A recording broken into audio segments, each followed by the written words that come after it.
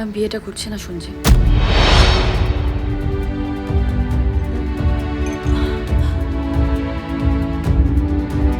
তোমার একটা ভরসা বউ দরকার, সেটা আমি হতে পারবো না।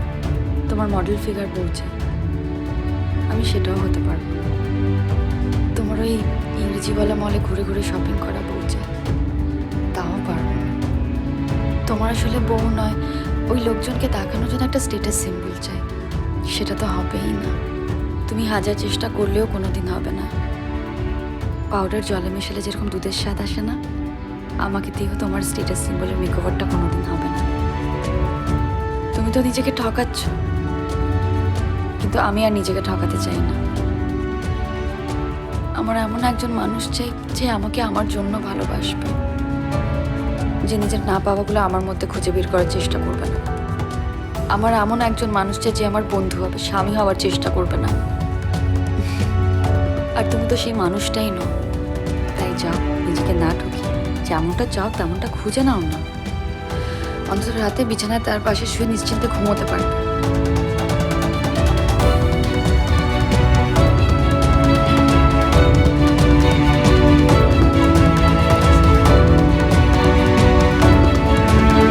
এই শোনো,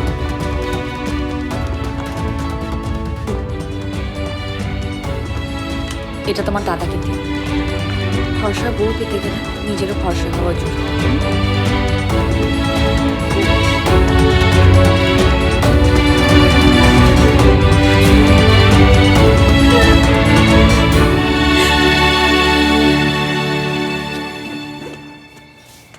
ট্যাক্সি এসে গেছে, ওয়েট করছে।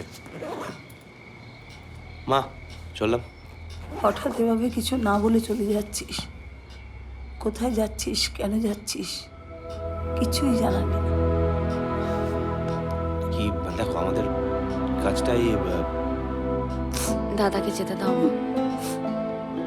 ও কি করবে জানি না, কিন্তু ভুল করবে না সেটা জানি।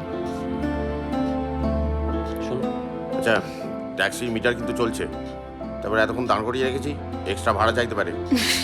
তখন কিন্তু আমায় মনে মনে কিস্তি দিবি না বলে দিলুম।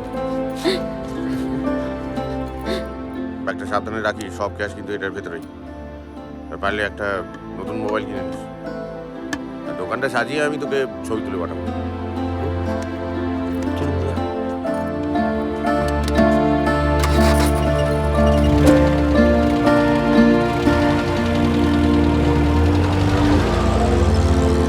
স্যার, হ্যাপিওয়ালাকে পেয়েছি। ওর আসল নাম সিদ্ধার্থ চৌধুরী। কে সিদ্ধার্থ? আরে যে হ্যাপি হুইল বানায়, ওর ঠিকানাটাও আমার কাছে আছে। মেডিকেল কলেজ খুঁজে ওর পুরো কেস হিস্ট্রিটা খুঁজে বার করেছি। সে ওর জন্য তো কেসটা খেয়েছি। Are you sure?